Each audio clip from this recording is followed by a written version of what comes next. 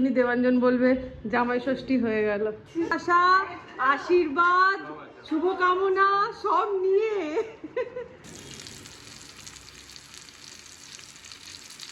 সোনার টুকরো ছেলে। গুড মর্নিং, সুপ্রভাত, সবাই কেমন আছো? আশা করছি সবাই খুব ভালো আছো, আমরা ভালো আছি। একান্নবর্তীর একটা নতুন ব্লগে তোমাদের অনেক স্বাগত। এখন বেজে গেছে হচ্ছে 12টা। আজকে পুজো করে উঠতে এত দেরি হয়ে গেছে কি বলবো, 12টা বেজে গেছে, এখনো কিন্তু ঘরের কাজকর্ম সেরকম ভাবে কিচ্ছু হয়নি। আর এই দেখো না, ঠাকুরের যে প্রসাদটা ছিল, এই যে আজকে ঠাকুরকে চিড়ে দুধ তারপরে সন্দেশ এসব দিয়েছিলাম, এই অল্প একটুখানি, এটাই আজকে ব্রেকফাস্টে খেয়ে নেবো। কারণ এত বেলাতে যদি এখন ব্রেকফাস্ট করি তাহলে কিন্তু আর দুপুরে খেতে পারবো না, তো এইটাই। আর এদিকে মুখার্জি বাবু সকালবেলা অফিস বেরিয়ে গেছে, আর অফিস বেরোনোর আগে একটা মহা কাজ কিন্তু করে গেছে, দেখাচ্ছি। এই দেখো, মাটনের একদম পাতলা ঝোল, যেটাকে বলে বাংলা মাটন, বড় বড় আলু দিয়ে। এটা সকালবেলা মাংস নিয়ে এসে আগে সে এই মাংসটা বানিয়ে দিয়ে তারপরে অফিস গেছে, আর আমার কাজ হচ্ছে শুধু গরম মশলা দিয়ে 1 ফুট ফুটিয়ে ব্যাস নামিয়ে দেওয়া। আর আমার আজকে রান্নাঘরেরও খুব বাজে অবস্থা, এই যে ছত্রাকার রয়েছে। আর এইদিকে আমার জন্য ছোলা বাদাম, তারপরে এই যে গ্রিন মুগ কড়াই, এগুলো সব ভিজিয়ে দিয়ে গেছে। এখানে রয়েছে কাজু কিশমিশ, তারপরে আমন্ড, আর এই যে কাঁচা হলুদ। এটা সকালবেলা ঘুম থেকে উঠেই খাওয়ার কথা, আজকে ভুলে গেছি তাড়াহুড়োর মধ্যে, তো এই সব রেডি করে রেখে গেছে। আর মেয়ে এসেছিল ভোট দেওয়ার জন্য, তো আজকে ও ব্যাক করবে হস্টেলে, তার জন্য একটু স্পেশাল রান্না বান্নাও একটুখানি করতে হবে। পুজো করছো? হ্যাঁ করো।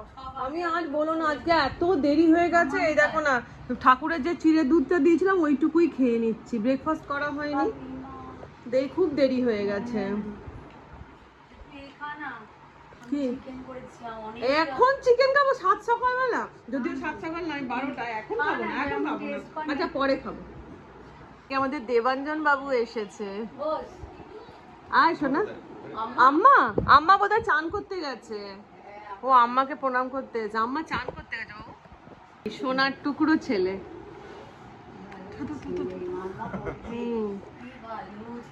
সত্যি তাই। আরে কিমাই, কিমাই, এই কিমাই কি করছিস রে? ও দেবাঞ্জনকে পেলে আর কিছু চায় না, মারাত্মক ভালোবাসে। হ্যাঁ সত্যি কথা।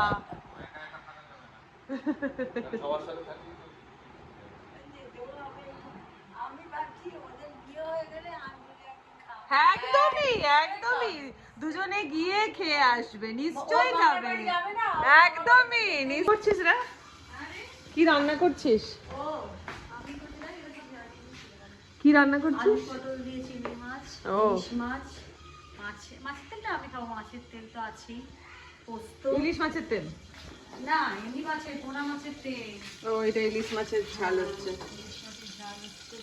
চিংড়ি মাছ দিয়ে আলু পটল দিয়ে এখনো হবে, পোস্ত বড়া হবে। বাহ। আর আমি তো ইয়ে করেছি, মাটন চিকেনের চিকেন করে রাখা হয়েছে, আমি রাত্রিবেলা চিলি চিকেন করব। ও বাবা এ করবে না, চলে যাবে। হ্যাঁ বলছি, আমি তো মাটন করেছি, মানে ও করে গেছে, আর আমি কুমড়ো পাতা দিয়ে ইলিশ মাছের পাতুরি। ও কুমড়ো পাতা দিয়েই ভালোবাসে। হ্যাঁ। নিচে ঘুরে ঘাড়ে চলে এসেছি রান্নাঘরে, আর রান্নাঘরে তো আমার মোটামুটি আজকে হাফ কাজ ডান করে রেখে দিয়েছে, মানে মাটনটা করেই রেখে দিয়েছে। আমি শুধু গরম মশলাটা মিশিয়ে, মুখার্জি বাবুরটা তুলে নিয়ে গরম মশলাটা মিশিয়ে দেবো। আর এদিকে দেবাঞ্জন, আমার মেয়েরা সবাই খুবই পাতুরি খেতে ভালোবাসে আমার হাতে, তো তাই জন্য এই যে কুমড়ো পাতাটা দিয়ে পাতুরিটা করবো, ছোট্ট করে তোমাদেরকেও রেসিপিটা একবার দেখাবো। মাংসর আলু পুরো সেদ্ধ হয়ে গেছে, আর মুখার্জি বাবু জানো তো একেবারে গরম মশলা খায় না, যে কারণে, আর আমি আবার গরম মশলা লাভার যাকে বলে, ওই জন্য মুখার্জি বাবুর মতন মাংসটা আগে তুলে নিচ্ছি, সে ডিনারে খাবে, দিয়ে আমাদেরটাতে এই যে গরম মশলা বেশি করে মিশিয়ে দিচ্ছি। আর এদিকে আমি পাতুরি বানাবো বলে এই যে কুমড়ো পাতাগুলোকে ধুয়ে ভালো করে সাজিয়ে নিয়েছি। একটা করে কুমড়ো পাতা দিলে কিন্তু হবে না, জানো তো, নরম হয়ে যাবে, এই জন্য আমি দুটো করে কুমড়ো পাতা দিয়েছি। আর যদিও আমি এই কুমড়ো পাতা পাতুরিটা বেশি করব না, এই 4 পিস মাছেরই করব, মানে একদম দেবাঞ্জন অনিয়া তোজোর মতনই করব। আমরা আর খাবো না, আমাদের এই যে মাটন ফুটছে, মাটন দিয়ে খেয়ে নেবো। তো এবার আমি ইলিশ মাছগুলোতে দিয়ে দিলাম নুন পরিমাণ মতো আর হলুদ পরিমাণ মতন। এবারে দিয়ে দিচ্ছি হচ্ছে 1.5 চামচ মতন সর্ষে বাটা আর 2 চামচ মতন পোস্ত বাটা। অনেকে সাদা সর্ষে দেয়, বাট আমি কিন্তু সবসময় পোস্ত বাটাটাই দিই। দিয়ে সুন্দর করে হাত দিয়ে মাখিয়ে নিচ্ছি। এবার ওপর থেকে দিয়ে দেবো কাঁচা সর্ষের তেল, দিয়ে এটাকে সুন্দর করে আবার একটু ম্যারিনেট করে 5 মিনিট মতন রেখে দেবো। এবার আমি পাতাগুলোকে সাজিয়ে নিয়েছি। এবার পাতাগুলোর মধ্যে আমি ইলিশ মাছগুলোকে বসিয়ে দিচ্ছি। আমার আজকে অল্পই করা, 4খানাই মতন করছি, বসিয়ে নিলাম। এবারে যে সর্ষে পোস্ত বাটাটা রয়েছে, গ্রেভিটা যেটা আর কি, সেটা মাছের ওপরে বেশি ভালো করে দিয়ে দিচ্ছি। এবার আমি ওপর থেকে দিয়ে দেবো হচ্ছে কাঁচা লঙ্কা, 2-4টে, যে যেমন খাও। আমি কিন্তু সর্ষেটাকে কাঁচা লঙ্কা দিয়েই বেটেছিলাম, তাই 2টো করে কাঁচা লঙ্কা দিলাম। আর ওপর থেকে ছড়িয়ে দিচ্ছি কাঁচা সর্ষের তেল। এবারে ফ্রাই প্যান বসিয়ে দিয়ে দিলাম এর মধ্যে সর্ষের তেল দিয়ে, এবারে যে পাতুরিগুলো রয়েছে আর কি, কুমড়ো পাতা, সেগুলোকে ভালো করে প্যাক করে নিচ্ছি। এখানে কোনো সুতো দিতে লাগে না লাউ পাতায় বা কুমড়ো পাতায়।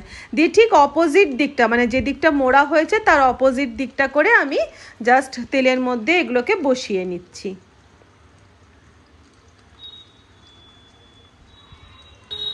তো আমার সব পাতুরিগুলো প্যাক করে আর আমার বসিয়ে দিয়েছি ফ্রাই প্যানের মধ্যে ফ্রাই হওয়ার জন্য।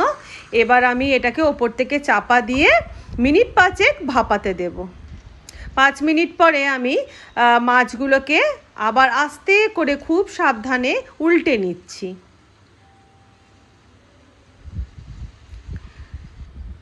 এবারে আবার আমি কাঁচা সর্ষের তেল অল্প করে দিয়ে ওপর থেকে ঢাকা দিয়ে 5 মিনিট আবার ভাপাতে দিচ্ছি। মাছগুলো সমস্ত ভাপানো হয়ে গেছে। এবার আমি যেটা করি, ওই সর্ষে পোস্ত বাটা অল্প সরিয়ে রেখেছিলাম, সেটাকে আমি ফ্রাই প্যানের মধ্যে ছড়িয়ে দিলাম। এতে কি হবে, পাতায় না নিজস্ব আর একটা আলাদা টেস্ট চলে আসে, যেটা পাতুরিটাকে আরও বেশি টেস্টি করে দেয়। তো আমি এই গ্রেভিটাকে এবার শুকনো হতে দেব। তো সর্ষে পোস্ত বাটাটা প্রায় শুকিয়ে এসেছে। এবার আমি আবার অপোজিট দিকটাকে মাছগুলোকে আস্তে আস্তে করে উল্টে দিচ্ছি।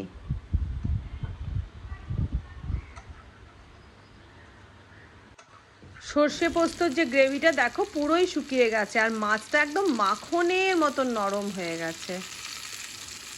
এবার আমি ওপর থেকে ছড়িয়ে দেবো আবার একটু কাঁচা সর্ষের তেল, এতে পাতাটা খেতে ভীষণ ভালো লাগে। তো রেডি হয়ে গেল আমাদের কুমড়ো পাতায় ইলিশ পাতুরি। রান্না বান্না সেরে নিয়েছি, এবার ঢুকে পড়ছি মেয়ের রুমে। এদিকে দেখো অবস্থা খানা দেখো, খাটের ওপরে পুরো মেলা বসানো আছে। মানে আজকে হস্টেলে ব্যাক করবে, তো তাই সব জামা কাপড়গুলো সব প্যাক করতে হবে, সব কেচে কেচে সব পাট করে রাখা রয়েছে। আর এখানে রয়েছে মেয়ের ওষুধের ভান্ডার, আর তার মধ্যে এই যে নতুন সংযোজন, এইবারে আবার এই নতুন ধরনের ইনহেলার দিল, আগে অন্য ইনহেলার ইউজ করতো। কোন কোন জামাটা তুই ট্রেনে পরে যাবি বলে দে। হ্যাঁ, আর বাকিগুলো প্যাক করে নিতে হবে, সব কাঁচা হয়ে গেছে। তাই পারবো, এই দুটো থাক, বাকি এগুলো সব প্যাক করে নিচ্ছে। ঠিক আছে, খাবি? আয় বাবু আয়। এক্ষুনি দেবাঞ্জন বলবে জামাই ষষ্ঠী হয়ে গেল, একটু আগে বললোই তো যে জামাই ষষ্ঠী। আয় বাবু।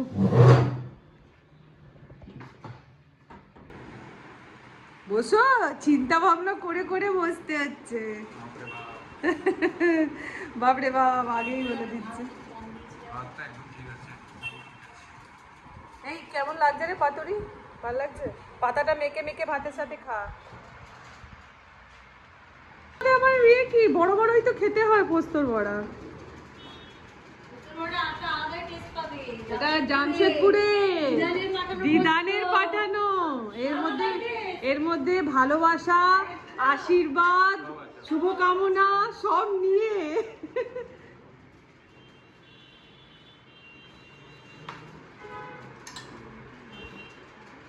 এক পিস ওই জন্য দিয়েছি রনিকে, শুধু হাড় দেখে।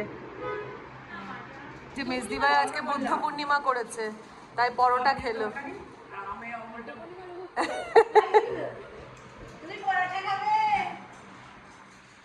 হ্যাঁ আজকে বুদ্ধ পূর্ণিমা। না না তোজো পোস্তর প্রতি ইয়ে নেই।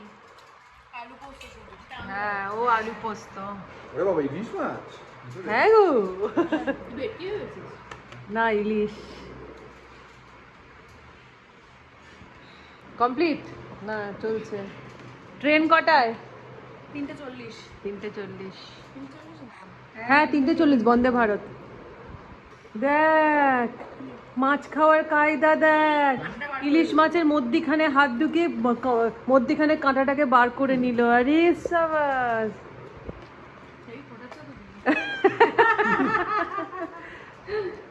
বাবুরে কেমন লাগছে? আর বলবি কি আর বাজে? খাসনি এখনো? নাই খাচ্ছি। যেমন ওই দেবানন্দ যখন হোলির সময় এসেছিল, সোম বলছে যে দেবানন্দ তোমার কেমন লাগছে আমাদেরকে?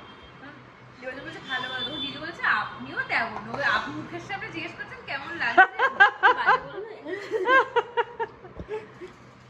ও প্রথমবার যখন এসেছিল দেবানন্দ, হ্যাঁ পাতাটা দিয়ে ভালো করে মাখা।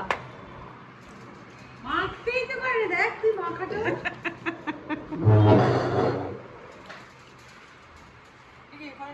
না রাখ, আমি নিয়ে যাবো। হ্যাঁ পাতাটা খেয়ে নেওয়া যায়, আর পাতাটার মিষ্টিটাই তো আলাদা না। হ্যাঁ এই যে ও পাতাটাকে ঘুমনি খেয়ে নিচ্ছে মাখা ভাতে। আসলে মাটন দিয়ে চিকেন দিয়ে খাবে।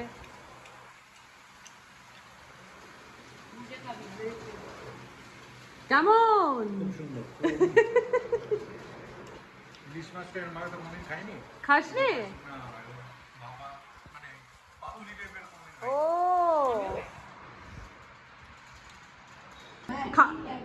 খাওয়া হয়ে গেছে? ওষুধ খাচ্ছ? হ্যাঁ ওষুধ খাও বাবা, ওষুধ খাও। মেজদি ভাই তো খাওয়া হয়ে গেছে বুদ্ধ পূর্ণিমা করে। তুমিও করেছো নাকি? সেটাই। না না মেজদি ভাই যে খাবো, এই ওরা সব খেলে এবার খাবো। আমরা বসে পড়লাম খেতে। এই যে নিম আলু ভাতে, পোস্তর বড়া, মাছের তেল, মাংস।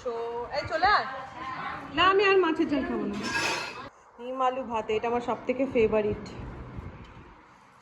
নিম পাতা সব কিছুই ফেভারিট, মিষ্টিই লাগে নিম পাতা। এই একটা জিনিস মাছের তেল, একবার খেয়ে নিলে আর পরে কিছু খেতে ইচ্ছা করে না। ওটা দিয়েই খায়।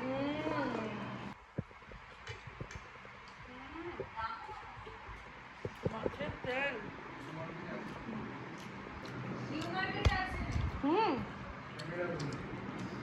আমার মনে হয় সেন্সার দেওয়াটাও নিউমার্কেট থেকেই কিনবে, অনলাইনে না। ওটাই দেখে নিতে হবে। দেখে নেবে, জেনে নেবে।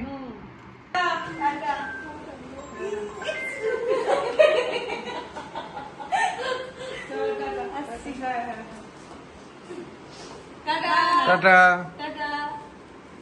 সাবধানে যাস।